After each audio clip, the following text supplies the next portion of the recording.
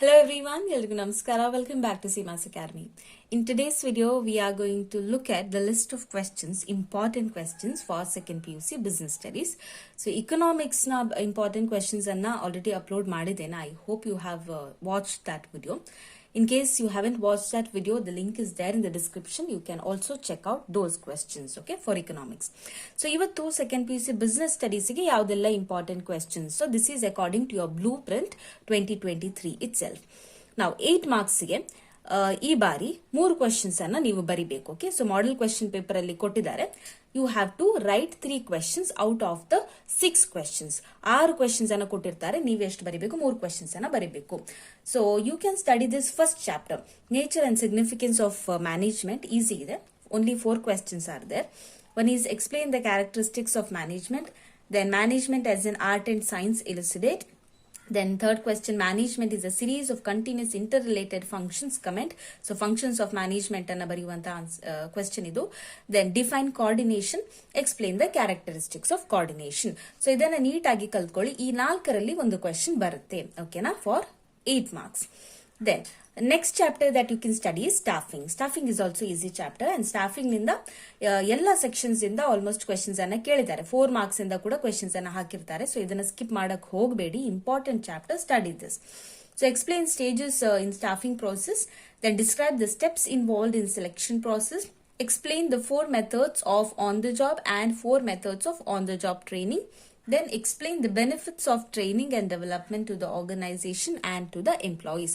So ee 4 ಒಂದು ಪ್ರಶ್ನೆ ಬರುತ್ತೆ. Okay, so you have to study staffing chapter, very important. Then you can study directing. Okay, so 8 marks ಗೆ directing ಅನ್ನ ಕಲ್ತ್ಕೊಳ್ಳಿ. What is supervision ಕೇಳಿದ್ದಾರೆ, explain the role played by the supervisor, any 4 financial incentives and 4 non-financial incentives, and you have to explain it. Then explain the qualities of a good leader, suggest suitable measures to improve communication effectiveness. But ನೀವು directing chapter ಅನ್ನ ಕಲ್ತ್ಕೊಳ್ಳೋದಿದ್ರೆ ಒಂದು extra question ಅನ್ನ ಕಲ್ತ್ಕೊಳ್ಳಿ. This is not there in the question bank. I feel explain principles of directing. ಯಾಕಂದ್ರೆ ಯಾವುದೋ ಒಂದು question paper ಅಲ್ಲಿ ನಂಗೆ ನೋಡಿದ ನೆನಪಿದೆ ಇದನ್ನ. ಸೊ ಇದನ್ನ ಒಂದು ಕಲ್ತ್ಕೊಳ್ಳಿ. Okay, this is out of your question bank, but study it in case you are studying directing chapter. So illige 3 questions complete ಆಗುತ್ತೆ. If you study these 12 13 questions including this one, 3 questions ಆರಾಮಾಗಿ ನೀವು attempt ಮಾಡಬಹುದು. But ಯಾವತ್ತೂ ಹೇಳ್ತೇನೆ, ಒಂದು extra chapter ಅನ್ನ ಕಲ್ತ್ಕೊಳ್ಳಿ. Exact blue print ಪ್ರಕಾರನೇ ಕಲಿಬೇಕಂತ ಇಲ್ಲ, ಒಂದು ಎಕ್ಸ್ಟ್ರಾ ಚಾಪ್ಟರ್ ನ ಕಲ್ತ್ಕೊಂಡ್ರೆ ಒಳ್ಳೇದು. ಇನ್ ಕೇಸ್ ಕ್ವೆಶ್ಚನ್ಸ್ ಬೇರೆ ಚಾಪ್ಟರ್ ಇಂದ ಬಂದ್ರೆ ನೀವು ಅಟೆಂಪ್ಟ್ ಮಾಡಬಹುದಲ್ವಾ. ಸೊ ಅದಕ್ಕಾಗಿ ಮಾರ್ಕೆಟಿಂಗ್ ಒಂದನ್ನ ಇನ್ಕ್ಲೂಡ್ ಮಾಡಿದ್ದೇನೆ. So chapter 11 marketing, very important. Again explain any 8 functions of marketing.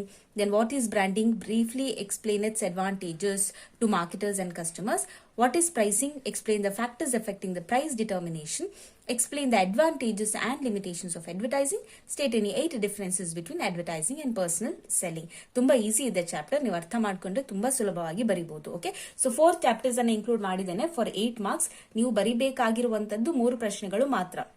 Exact ಆಗಿ 3 ಚಾಪ್ಟರ್ ಕಲಿತೇನೆ ಅಂತ ಹೇಳಿದ್ರೆ ಅಷ್ಟೇ ಕಲೀರಿ.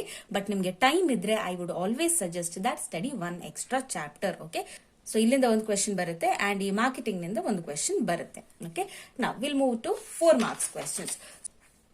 ಸೊ 4 ಮಾರ್ಕ್ಸ್ ಗೆ very simple chapter is your business environment, chapter 3. C explain any 4 features of business environment. Explain any 4 points to explain how important the understanding of business environment for manager is. That is the importance of business environment. Nantra explain any 4 challenges that were to be faced by business and industry due to changes in government policy. So ee 3 questions inda ಒಂದು question ಬರುತ್ತೆ for 4 marks. ಮೂರೇ questions ಇರೋದು, ಚೆನ್ನಾಗಿ ಕಲ್ತ್ಕೊಳ್ಳಿ. ಓಕೆನಾ. Then chapter 6 staffing, as usual I told you, very important chapter.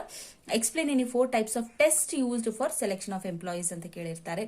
Then explain the internal sources of recruitment and how does training and development of employees benefit the organization. So ಈ ಮೂರರಲ್ಲಿ ಕೂಡ ಒಂದು question ಬರುತ್ತೆ. So ಇಲ್ಲಿಗೆ 2 question ಆಯ್ತು. So 4 marks section ಅಲ್ಲಿ ಎಷ್ಟು questions ಅನ್ನ ನಾವು ಅಟೆಂಪ್ಟ್ ಮಾಡಬೇಕು? We have to write 7 questions out of 10. Okay, so ಇಲ್ಲಿ 2 ಆಯ್ತಲ್ವಾ. Next chapter that you should be studying is marketing. Marketing ನಲ್ಲಿ ಅಫ್ಕೋರ್ಸ್ ಕ್ವೆಶ್ಚನ್ಸ್ ತುಂಬಾ ಇದೆ, ಆದ್ರೆ ಇದರಿಂದ 2 ಕ್ವೆಶ್ಚನ್ಸ್ ಬರುತ್ತೆ ಅಲ್ವಾ. ಸೊ 8 ಮಾರ್ಕ್ಸ್ ನಮಗೆ ಅಲ್ಲಿ ಸಿಕ್ಬಿಡುತ್ತೆ. ಸೊ ಹಾಗಾಗಿ ಮಾರ್ಕೆಟಿಂಗ್ ನಲ್ಲಿರುವ ಎಲ್ಲ ಕ್ವೆಶ್ಚನ್ಸ್ ಅನ್ನ ಓದ್ಕೊಳ್ಳಿ. It is very easy children. Okay, don't go to skip this. So discuss briefly any 4 differences between selling and marketing. Explain the elements of marketing mix, that is product price, place and promotion. Then state any 4 features of specialty products. Briefly explain any 4 characteristics of industrial products. State any 4 considerations to be kept in mind while choosing a brand name. How does packaging acquire significance in the marketing of goods? That is nothing but the importance of packaging. Then explain any 4 functions performed by label. Briefly explain any 4 objections against advertising.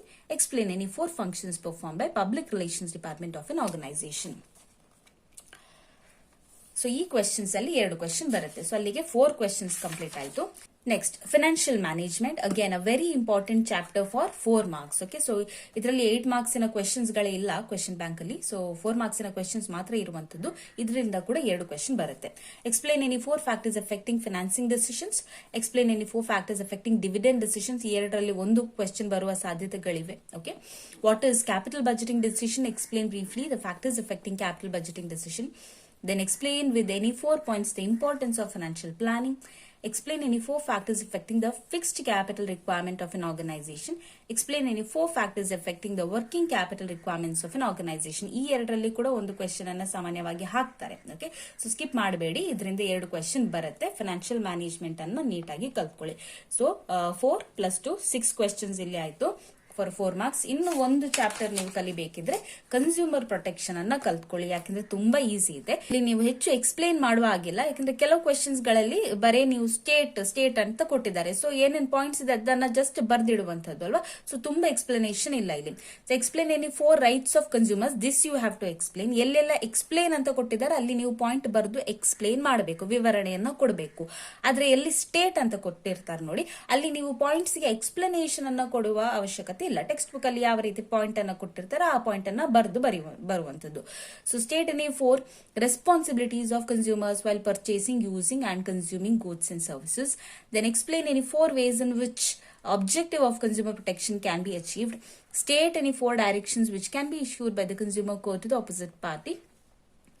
Then state any 4 functions of consumer organizations and NGOs for the protection and promotion of consumer interest.